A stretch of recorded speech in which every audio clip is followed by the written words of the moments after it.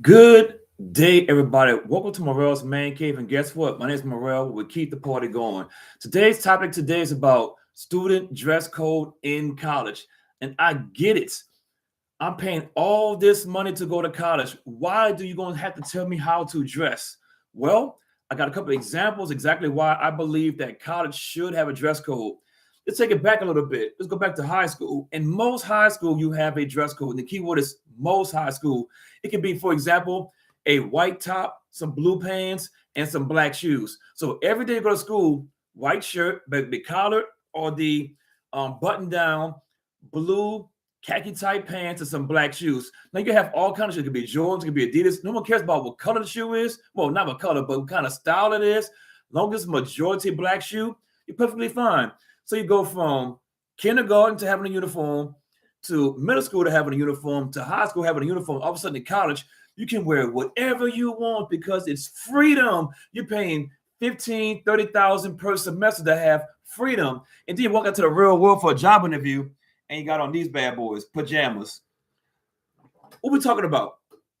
We're talking about pajamas and how people are going to class wearing pajamas. People are going to class wearing bonnets. Fingernails, not fingernails, eyelashes, one up, one down. You got hair all over the place, so forth, so on. What are we doing? And I get it. It's your student loans that you're going to have to pay back, not the government. You're going to have to pay those bad boys back. I should be able to wear whatever I want, Morel. Leave my dress code alone. I get it. It sounds good. But here's the bad part, though. The bad part is, unless you're going to be an entrepreneur or you have some real elite type job, for the most part, you're going to have to go to a job interview. And some of you guys don't even own a suit. A lot of you ladies don't even own any kind of dress, interview appropriate attire.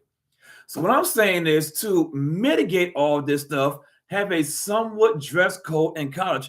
Maybe, for example, Monday, Tuesday, and Wednesday, wear a certain dress code for that college. I'm gonna say maybe whatever color top, whatever color bottom, and some black shoes.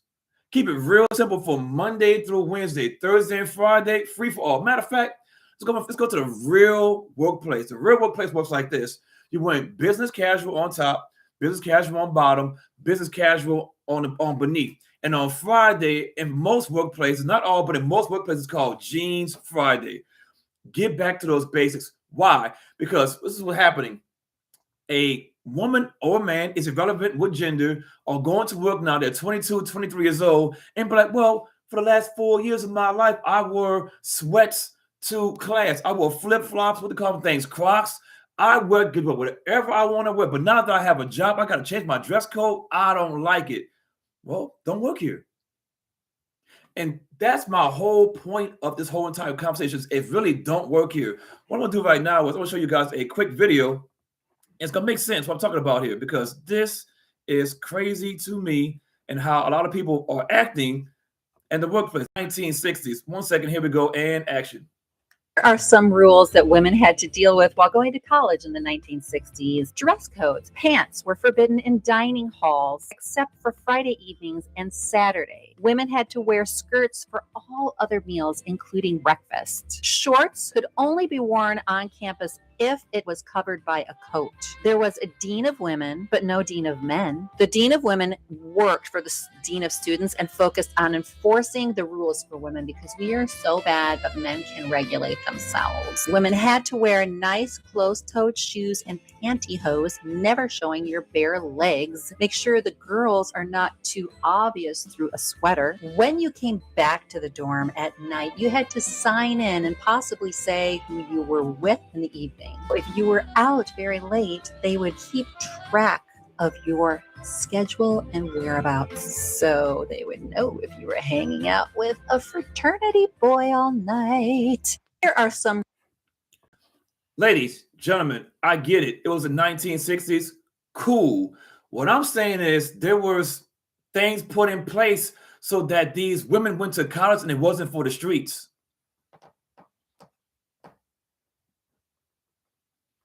I get it, ladies. We're independent. We're single. We got the feminism movement, so forth, so on, blah, blah, blah. How's that turn out for you guys? Is it in the plus category, in the minus category? You're mothers or your grandmothers, depending on how old you are, they had some class back in the day. Right now, it's just booty, booty, booty everywhere, breasts all hanging out in front of the professor, so forth, so on. That's not business attire. Like I'll say it again from the beginning. My thing is this about having a dress code in college. What are you representing? Are you representing yourself or representing the school? Because I get it. You're paying all this money to go to the school. I get it. But what you're not really preparing for is the real world. In the real world, you're not wearing pajamas at your job. You're not wearing a bonnet at your job. You can even go even further. Maybe there should be a dress code, and maybe like a McDonald's, maybe like a Walmart. I'm not gonna say business casual, but pajamas, really? A shower cap in public, really? If I was your parent, I'll be super. Matter of fact, take out the parents. Let's go to the grandparents. I wish they had grandparents at the front entrance of Walmart. So slapping people. Get over here. Take that damn shower cap off your head. Take them damn pajamas off. Get out of my store. What came back to public shame? That's all I'm saying. But the long run, my whole intent of this conversation is in college. Yes, what would you want to wear? It sounds good, but it's a bad thing though. When you come to the real world, you can be so far behind. So far behind. It's going to be ridiculous. You need to stick to the basics. In kindergarten, you wore a uniform for the most part in most schools. And in middle school, you wore a uniform for the most part. High school, you wore a uniform. Now all of a sudden in college, whatever you want, whatever you want to wear, so forth, so on. And now you go to the real world, you're behind because you don't have any clothes in your closet. All you got is jeans, Jordans, and bullcrap t-shirts. For a woman, you probably got some bust down showing off the breasts and so forth, so on. You got crop top shirts on. You got the onesie, so forth, so on. Baby girl, my man, what are we doing? You just wasted 4 years of college to get an education that you're probably not good in at the actual job. It's time to prove yourself. And guess what? You can't prove yourself because you can't go to a job interview. Why? Because you have no clothes. My intent of this video is to show people that they need to have some clothes while they're in college for the real world. Imagine this. You just spent, let's go on a low end, $60,000 to go to a college out of your own pocket for student loans. On top of that, you have no clothes. Now you start to go on job interviews. And right now, it's 2026. Amazon just fired 16,000 people. This company fired 5,000 people, 2,000 people, 500 people. A lot of companies are really holding back on what they're really hiring. So if you don't have any interview clothes, unless you really, really, really know somebody, what's the chance of you getting that job? But then again, what do I know? My overall point of this video is we should bring back some kind of school uniforms to college because in the long run, they're going to need those clothes for some job interviews for the future. Why go to 50, 60,000 in student loan debt to have no clothes at all for job interviews? But then again, what do I know? My name is Morel. Thank you for coming to Morel's Man Cave. With that being said, like, comment, subscribe to the channel. Keep the party going.